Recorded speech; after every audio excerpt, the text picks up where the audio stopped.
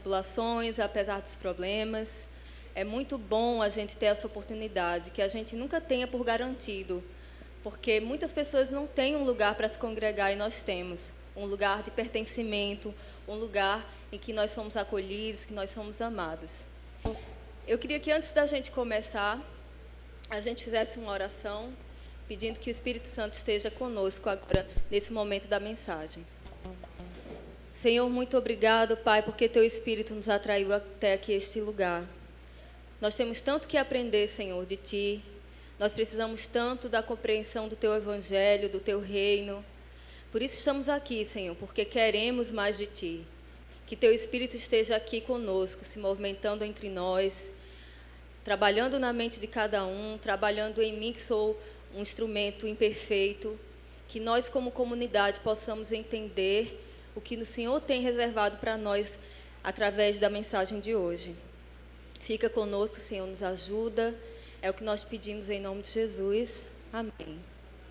A gente vem de uma série que se chama Respostas e que faz muitas perguntas, né? E a de hoje é sobre o que é o amor. E eu vim até de vermelho, que era para combinar, né? Não, hoje em dia os jovens não fazem mais assim, né? É assim, né? E a gente pensa, às vezes, que a gente vem... vamos falar sobre fé, falar sobre oração, falar sobre amor, e a gente vai obter respostas extraordinárias, ou que a gente não conhece, coisas novas, né? A gente fica até ansioso para saber qual é a resposta certa. E eu vi na internet que muitas pessoas participaram colocando as suas definições de amor, né? O que é, de fato, o amor? Se você é uma pessoa atenta ao mundo à sua volta, às redes sociais, às relações, se você é uma pessoa observadora, você vai concordar comigo de que o amor, hoje em dia, ele está um pouco fora de moda. Falar sobre o amor é piegas. É um pouco infantil, talvez, ingênuo, sinal de fraqueza, de inocência, de imaturidade. Mais do que nunca a gente percebe no cotidiano, nas relações, na ordem do dia, uma alienação do que é o amor. Eu li um livro da autora Bell Hooks, Tudo sobre o Amor, que ela fala uma coisa muito interessante. O amor, ele deveria estar nos debates públicos, nos debates da política. E é estranho, né, a gente falar isso, que a pauta do Congresso deveria ser o amor, que deveria haver debates públicos sobre o amor. Porque a gente tem... Vocês estão ouvindo? Porque a gente tem uma visão... Ui! A gente tem uma visão um pouco romantizada do que seja o amor. E, por conta disso, por causa da cultura que a gente vive hoje, as pessoas não falam mais sobre o amor e, consequentemente, elas também não vivem o amor, né? Há uma espécie de cinismo, de incredulidade entre nós. E aí eu trouxe uma definição da Silvane Silva. Definição não é a definição ainda, mas é uma provocação, que fala o seguinte: se o desamor é a ordem do dia no mundo contemporâneo, falar de amor pode ser revolucionário. E nós vamos ser um pouco revolucionários hoje, porque a gente vai falar de um amor, talvez de uma forma que a gente conheça, mas que a gente não trabalha tanto. Muito se fala em liquidez nos nossos dias. Eu não sei se vocês já ouviram falar sobre Bauman. Bauman é um filósofo contemporâneo dos nossos dias, que ele fala muito sobre a questão da liquidez, que nós vivemos numa sociedade líquida, que nada é sólido, nada é feito para durar. Tudo é maleável, tudo tanto faz, tudo pode ser moldável. E nessa realidade o amor também se tornou líquido. São tempos de relações sociais frágeis, que cada vez mais se tornam relações mercantilizadas e individualizadas. As relações modernas são marcadas pela efemeridade, superficialidade e individualismo. Esse amor que a gente conhece hoje em dia é um amor até segundo aviso. É um amor até a página 2. O amor a partir do padrão dos bens de consumo. Mantenha-o enquanto ele trouxer satisfação para você. E o substitua por outros que prometam ainda mais satisfação. É a lógica do consumo dentro dos relacionamentos. Eu vendo e eu compro o amor. Se o que você produz para mim me satisfaz, eu consumo. Se o que você produz deixa de me satisfazer, eu vou atrás de outro produto. E da mesma forma que as coisas que a gente consome, elas se deterioram com o tempo e elas vão perdendo seu valor, eu substituo, eu troco, eu deixo de usar e eu uso um outro melhor, que se adeque melhor ao que me satisfaz. E essa tendência dos nossos dias é uma tendência assustadora, traz insegurança para todo mundo. A gente está criando uma geração de jovens que vão ter medo de amar, que já tem medo de amar. E talvez por conta dessa insegurança coletiva que a gente vive, no que diz respeito ao amor, é que a gente tem rejeitado essa palavra. É por isso que a gente vem rejeitado o amor, não tem falado sobre o amor, tratado como algo ilusório dos contos, dos filmes da Disney, né? Como algo que não tem seriedade. Mas o amor, ele sempre nos confronta, ele se impõe, mesmo que a gente não consiga entendê-lo, ele sempre está presente. Nós não conseguimos ignorar o amor. Aprendemos sobre o amor através da lente da arte. E muitos poemas, muitas músicas foram escritas sobre o amor, para que a gente pudesse tentar entender. E eu trouxe uma que eu gosto muito, que na verdade é uma música, que o nome da música é Monte Castelo, e é a junção de Coríntios 13 e o 11º soneto de Camões. Quem lembra aí das aulas de literatura da escola? Né? A gente estudava Camões. E aí essa música, ela junta Coríntios 13 e ela junta também a poesia de Camões. E ela fala assim, eu vou recitar para vocês. Ainda, quem conhece vai se identificar, vai reconhecer. Ainda que eu falasse a língua dos homens e falasse a língua dos anjos, sem amor eu nada seria. É só o amor que conhece o que é verdade. O amor é bom, não quer o mal, não se sente inveja ou se envaidece. O amor é fogo que arde sem se ver. E aí já entra Camões. É ferida que dói e não se sente. É um contentamento descontente. É dor que desatina sem doer. É um não querer mais que bem querer. É solitário, é um solitário andar entre a gente. É o não contentar-se de contente. É cuidar que se ganha em se perder. É um estar-se preso por vontade. A gente quer estar preso àquela pessoa. É servir a quem vence, o vencedor.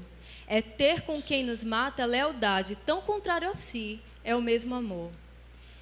E aí ele volta a falar, ainda que eu falasse a língua dos homens e dos anjos, sem amor eu nada seria.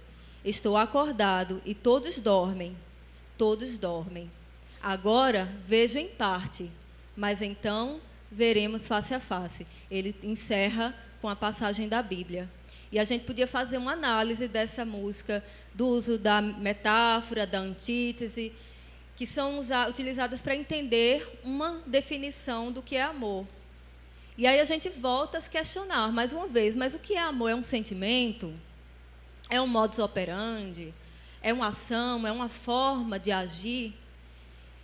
Muitos de nós nos sentimos confortáveis com a ideia de que o amor pode significar qualquer coisa para qualquer um, precisamente porque quando definimos com precisão e clareza, isso nos deixa cara a cara com o que nos falta.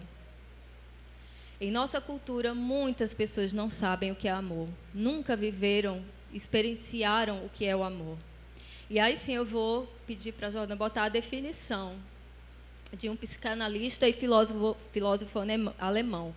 O nome dele é um pouquinho complicado, é o Heinrich Fromm. Ele é alemão. Meu alemão não é muito bom não, tá, gente? Então, vou desculpar aí. E a definição dele é o seguinte: o amor é o que o amor faz.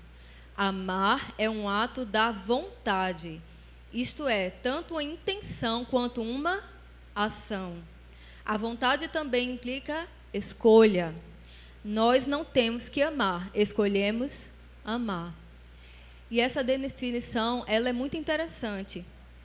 Porque se a gente começar a pensar o amor como uma ação em vez de um sentimento, é uma forma de fazer com que qualquer um que use a palavra dessa maneira automaticamente assuma responsabilidade e comprometimento. Porque a gente está acostumado com a ideia de que nós não conseguimos controlar os nossos sentimentos. E quantas vezes a gente não usa isso como desculpa? Mas a maioria de nós aceita que nós escolhemos as nossas ações. Também aceitamos que as nossas ações têm consequências. Mas na nossa cultura, o amor ele é mais falado do que vivido. E muitas vezes aquilo que se diz não se escreve. Na nossa sociedade líquida, a certeza e a tranquilidade nos relacionamentos ela não existe. E onde não há certeza, há medo. E onde existe o medo, há a necessidade de autopreservação. Eu começo a pensar mais em mim e menos no outro. Eu preciso me proteger, proteger o meu coração. Mas como é que a gente pode reverter isso? A gente acabou de ver a problemática, né? A sociedade que a gente vive, a que a gente acabou de se confrontar com a nossa realidade. Mas o que é que a gente pode fazer para reverter isso? Uma cultura que está morta para o amor só pode ser ressuscitada pelo despertar espiritual. Todo despertar para o amor é um despertar espiritual. A fome espiritual ela emerge da consciência da ausência emocional em nossa vida. É uma reação ao desamor. Mas nem sempre vir à igreja tem satisfeito essa fome espiritual. Porque seria lógica, né? Se eu estou com fome de alimento, eu vou no restaurante e eu peço uma comida. Se eu estou com fome espiritual, eu vou, logicamente, a uma igreja. Mas nem sempre a igreja tem satisfeito essa fome. A religião organizada tem falhado na satisfação da fome espiritual, porque ela se acomodou a demandas seculares, interpretando a vida espiritual na ótica de valores de uma cultura que apoia a segregação através do machismo, do racismo, da homofobia. E muitos permanecem feridos nos espaços onde deveriam conhecer o amor. Muitas pessoas que estão feridas na sociedade, elas percebem, elas entendem, pela cultura, elas têm a noção de que se eu for para uma comunidade religiosa, eu vou conhecer aquilo que me falta, eu vou ser acolhido, a minha ferida vai ser cicatrizada. Mas muitas vezes isso não acontece. Imaginem como seria a nossa vida se todos os indivíduos que se dizem cristãos ou que alegam ser religiosos servissem de exemplo para todos, sendo amorosos. E aí eu queria que a gente abrisse o primeiro verso da Bíblia, que está em 1 João, capítulo 4, e a gente vai ler os versos de 7 a 8. É um verso bastante conhecido, mas a gente vai relembrar, porque sempre que a gente relembra, a gente aprende. 1 João 4, 7 a 8. Queridos irmãos, amemo-nos uns aos outros, pois o amor é de Deus e todo aquele que ama nasceu de Deus e conhece a Deus. O amor é a nossa filiação a Deus.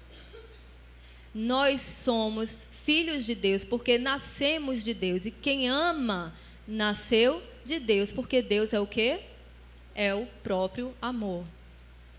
Martin Luther King declarou uma vez: quando falo de amor, não estou falando de uma reação sentimental e fraca. Estou falando daquela força que todas as grandes religiões veem como supremo princípio unificador da vida.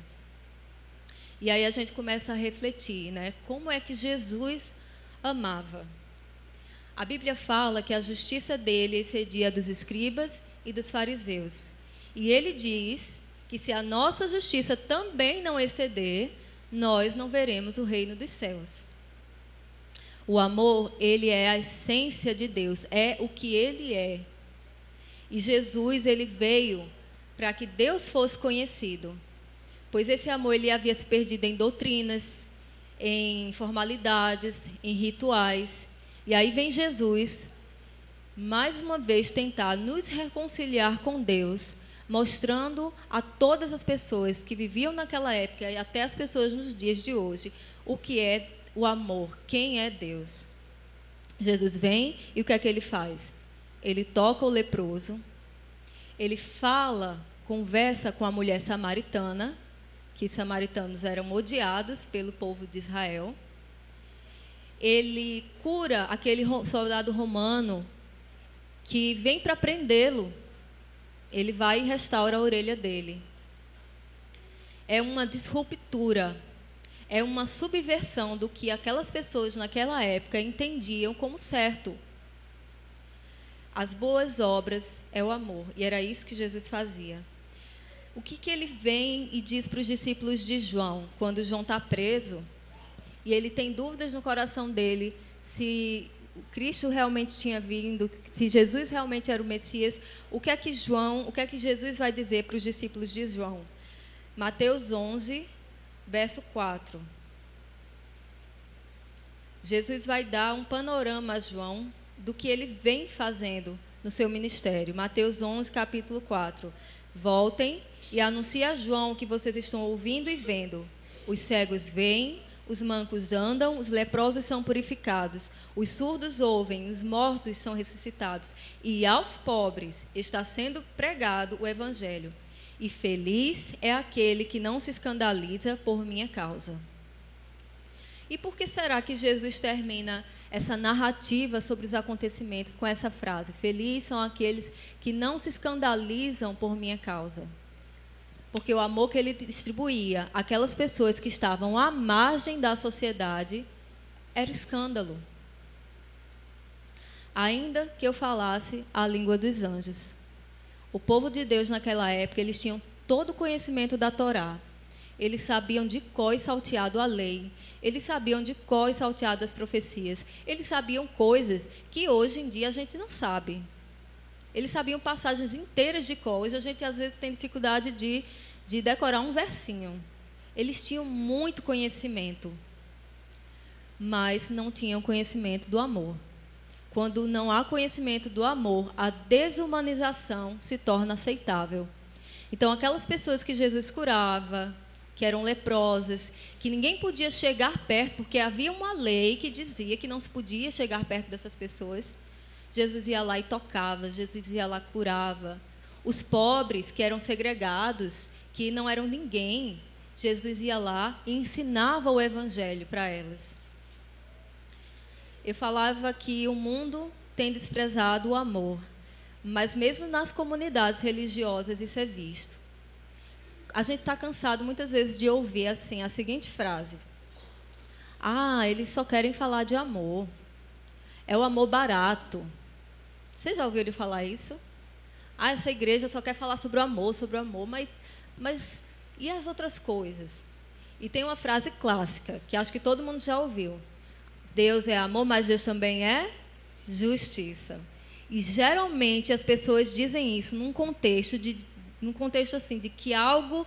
Não, você não pode alisar.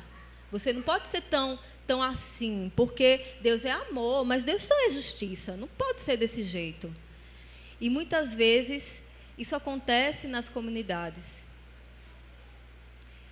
Como se fosse fácil esse evangelho que Jesus nos apresenta. Esse evangelho radical de amar aqueles que no senso comum não deveriam ser amadas. E não há lugar melhor para aprender a arte do amor que numa comunidade. E também não há lugar mais difícil de se aprender. Porque Narciso só ama o que é espelho. A gente é acostumado a amar o que se parece conosco, o que concorda conosco, e a repelir o que difere, o que contradiz, o que é antagônico, o que vai bater de frente com a gente. Em menor ou maior escala, a gente tende a amar quem pensa igual a gente, quem enxerga a vida como a gente enxerga, quem entende a Bíblia como a gente entende. Ao menor sinal de divergência, nós tendemos a excluir, a escantear e a segregar. Mas a gente precisa aprender a amar também quem é diferente de nós, porque é só assim que a gente vai manter o outro vivo, muitas vezes. A gente tem falado muito sobre saúde mental, a gente está no mês que todo mundo se volta para a saúde mental. E muitas vezes isso é só da boca para fora, né? Porque a gente escanteia o outro. E quando a gente ama, a gente muitas vezes vai manter aquela pessoa viva. Aquela pessoa que, como último recurso, veio até aqui em busca de amor. Quando a gente ama, a gente dá uma oportunidade ao outro de vida e a gente também aprende a viver. Na época de Jesus também acontecia a mesma coisa. É interessante e ao mesmo tempo triste que a história ela vai sempre se repetindo, né? Na época de Jesus também havia dificuldade quanto a isso, porque havia um status quo em que havia uns dignos de amor e de favor de Deus, e haviam as pessoas que estavam à margem. E Cristo vem e põe por terra todo esse conhecimento vazio, porque sem amor, todo conhecimento ele é sem propósito, é vaidade, é laço que prende e escraviza. De que adianta eu conhecer a Bíblia? De que adianta eu guardar o sábado se eu não amar o meu irmão? E aí eu vou pedir que vocês abram a Bíblia em João, capítulo 13, verso 34. João 13, 34. Um novo mandamento vos dou, que vos ameis uns aos outros, como eu vos amei a vós, que também vós uns aos outros vos ameis. Uma nova lei eu dou a vocês. Mas será que Jesus aboliu o resto? Tem gente que pensa isso, né? Que por conta desse verso, Deus está dizendo que aboliu toda a lei. É isso que a gente entende? Não. O que é que ele está dizendo com isso? Trago para vocês uma nova lei, ameis uns aos outros. Porque sem o amor, toda a lei é morta. Ela é sem sentido. É como se eu pegasse o Código Civil brasileiro. O Código Penal, a Constituição, são leis que não têm significado emocional, de vida algum. A gente pode viver uma vida, às vezes, sem nem conhecer o que é que está lá no nosso Código Civil, que a maioria das pessoas não conhece de fato. Então, se eu pego os 10 mandamentos, se eu pego todas as profecias, se eu pego tudo isso e não tiver amor, isso é palavra morta. A palavra é palha, se ela não tiver amor. Ela não significa nada, ela é vazia em si mesma. Vamos abrir mais uma vez, Mateus 5, 20. Mateus capítulo 5, verso 20. Pois eu digo que se a justiça de vocês não for muito superior à dos fariseus e mestres da lei, de modo nenhum entrarão no reino dos céus.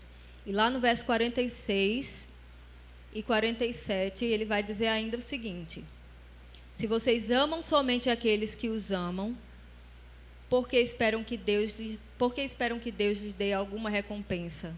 Até os cobradores de impostos amam as pessoas que os amam. Se vocês falam somente com os seus amigos, o que é que vocês estão fazendo demais? Até os pagãos fazem isso. Se vocês amarem só os que amam vocês, o que é que vocês estão excedendo em amor? O que nós estamos excedendo se a gente só amar quem ama a gente, quem pensa do mesmo jeito que a gente pensa, quem é igual a mim? E aí Jesus vai falar: os meus discípulos vão ser conhecidos pelo amor que demonstram com os que são perseguidos e com os que perseguem. Olha só como é difícil, gente. Olha só como não é um evangelho fácil, né? Eu ter que amar quem me persegue, eu ter que amar aquela pessoa que tem sido ruim para mim no meu ambiente de trabalho. Olha como isso é difícil. Amar quem é da nossa família, quem é meu amigo, isso é muito fácil, mas os cobradores de impostos, que eram as pessoas mais repugnantes da época, né, porque cobravam do povo de Deus taxas absurdas e injustas, até eles amam quem ama eles. Você pode ver na história que a gente vê nos livros mesmo, na escola, como grandes ditadores, pessoas que mataram outras pessoas. Eles tinham família também. Eles tinham filhos, né? Pessoas lá na Segunda Guerra que mataram milhões e milhões de judeus. Aquelas pessoas tinham vida. Tem até um filme que ganhou vários prêmios, não vou lembrar o nome agora, mas que mostra o cotidiano numa família que morava ao lado de um campo de concentração. O pai era um chefão lá, que cuidava daquele campo de concentração, dava as ordens, mas ele tinha a família dele, ele tinha a mulher, tinha os filhos, ele era amoroso com os filhos, ele era amoroso com a esposa, mas, ao mesmo tempo, ele matava milhões e milhões de pessoas. Então, é muito fácil a gente amar quem é nosso amigo, quem concorda com a gente, quem está no nosso círculo, quem está na nossa comunidade, quem a gente conhece há muito tempo. Difícil é a gente amar aquelas pessoas que estão à margem. Esse é o amor que excede todas as coisas. Todas as coisas vão passar, inclusive a fé, inclusive a esperança, mas de todas, a que vai permanecer é o amor. Porque Cristo disse que seus discípulos iam ser conhecidos pelo amor que eles tinham.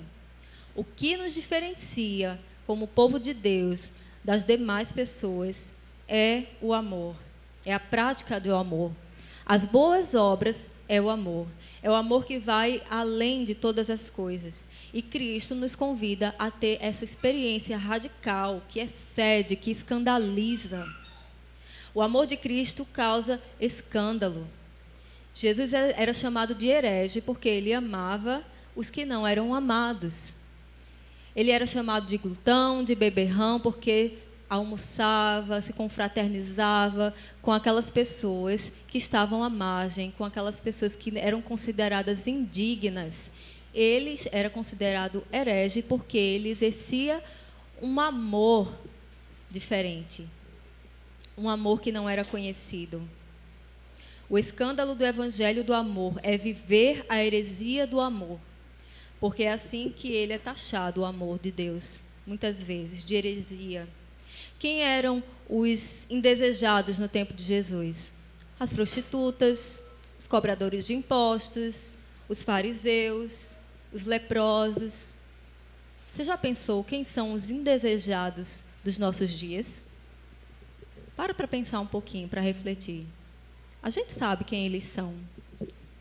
E muitas vezes eles estão no nosso meio.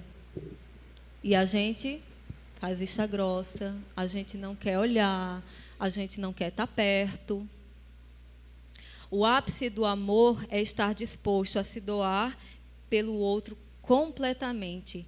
E por causa disso, muitas vezes, você vai perder a sua reputação.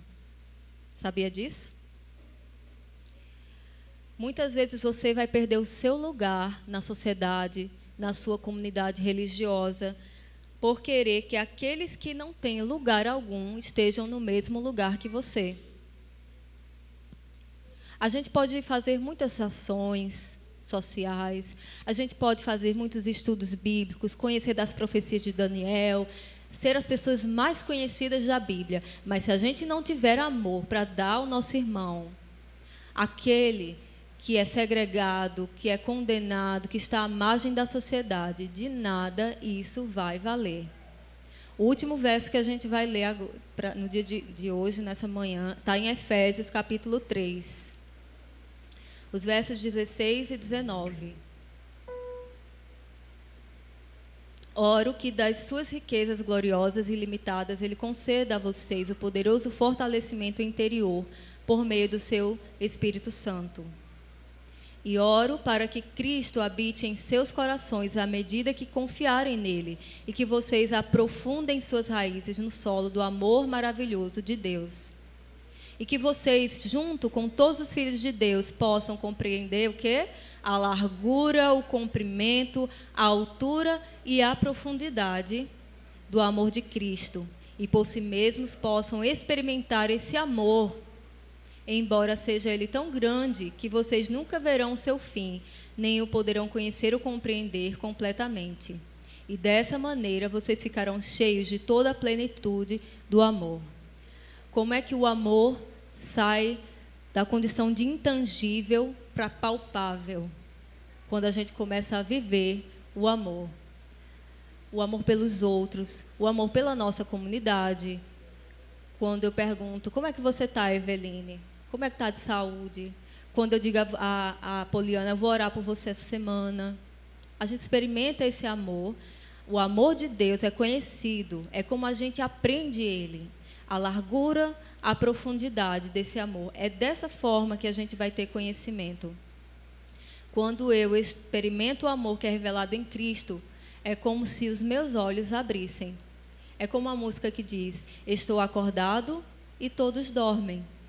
Sabe aquela sensação de que você descobriu alguma coisa? Que parece que ninguém sabe, só você sabe. Você está acordado, todo mundo dorme, mas você acordou, porque você conheceu o amor de Deus de fato. Não é mais uma teoria, não é mais palavra vazia, não é mais palha, não é mais vaidade, é amor de fato. E quando a gente estiver face a face com Deus, é que a gente vai conhecer a completude desse amor. Agora, a gente vê o que? Em parte. E a gente experimenta em parte esse amor. Mas então, veremos o que? Face a face. Quando o nosso Deus estiver aqui conosco. Enquanto Ele não vem, vamos conhecer esse amor. Heresia é não conhecer o amor de Deus, é não experimentar esse amor, é não distribuir esse amor para as outras pessoas. E para fechar, eu queria fechar com esse pensamento. Devemos viver para o dia e trabalhar para o dia em que a sociedade humana se realinhará com o amor radical de Deus. Esse amor que excede todas as coisas e que está além da compreensão humana. Hoje conhecemos em parte, mas um dia nós conheceremos face a face.